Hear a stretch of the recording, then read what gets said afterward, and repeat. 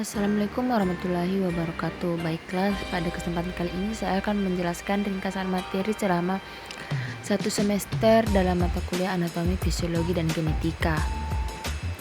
Adapun materi-materi yang telah kami pelajari selama beberapa kali pertemuan yaitu menjelaskan anatomi dan fisiologi sistem pergerakan, mendeskripsikan hubungan antara struktur kerangka tubuh manusia dengan fungsinya, menerapkan cara memelihara kesehatan kerangka tubuh, menjelaskan sistem panca indera, mendeskripsikan anatomi dan fisiologi panca indera manusia, mendeskripsikan hubungan antara struktur panca indera dengan fungsinya, menerapkan cara pemeliharaan kesehatan panca indera, menjelaskan sistem koordinasi manusia, mendeskripsikan anatomi dan fisiologi sistem syaraf manusia, menerapkan cara memelihara kesehatan syaraf manusia, menjelaskan tentang genetika manusia, dan mendeskripsikan kelainan genetika pada manusia.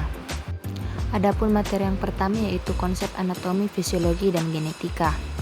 Anatomi. Kata anatomi berasal dari bahasa Yunani yaitu anadantomi, yang berarti memotong, menyayat, atau memisahkan, yang kemudian didefinisikan sebagai ilmu tentang struktur tubuh, yaitu ilmu yang mempelajari susunan tubuh dan hubungan bagian-bagiannya satu sama lain. Adapun jenis anatomi struktur tubuh yang pertama yaitu anatomi makroskopik yang terbagi menjadi dua bagian yaitu anatomi regional dan anatomi sistemik. Kemudian yang kedua anatomi makroskopik, yang ketiga anatomi ultraskopik, dan yang keempat anatomi radiografi atau radiologi.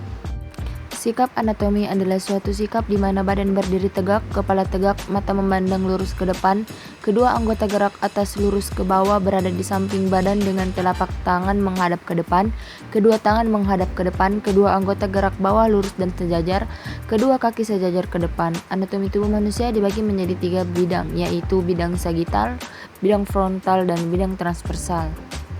Fisiologi berasal dari kata fisis, fal, dan logo yang berarti logi atau ilmu.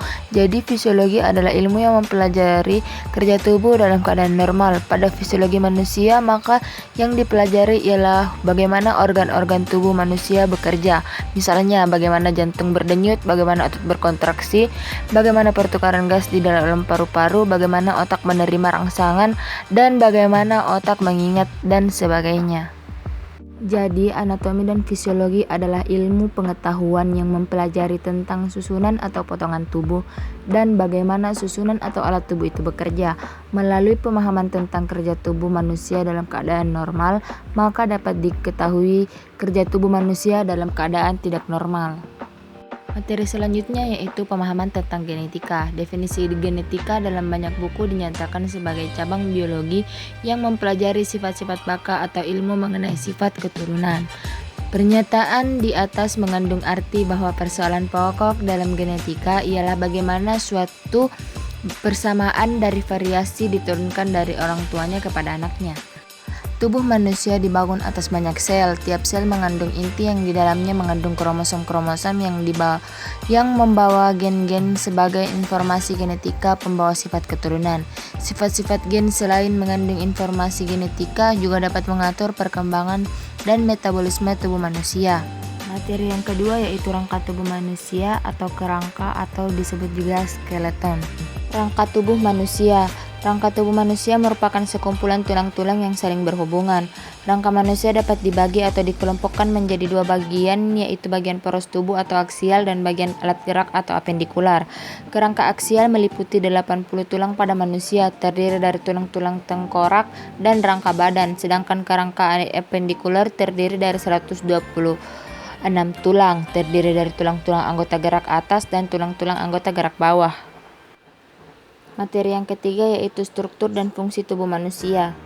Klasifikasi tulang yang dibagi berdasarkan dua, yaitu berdasarkan bentuknya dan berdasarkan strukturnya. Pada berdasarkan bentuknya terbagi menjadi 5 bagian, yaitu tulang pipa berbentuk seperti pipa, contohnya tulang lengan atas, tulang hasta, dan tulang pengumpil. Yang kedua tulang pipi, bentuknya pipi berupa lempengan, contohnya tulang tengkorak, tulang dada, dan lain-lain. Yang ketiga tulang pendek, bentuk seperti kubus atau tak beraturan dan pendek, contohnya tulang pergelangan tangan, tulang pergelangan kaki, dan ruas-ruas tulang belakang. Yang keempat tulang tak beraturan. Yang kelima tulang sesamoid.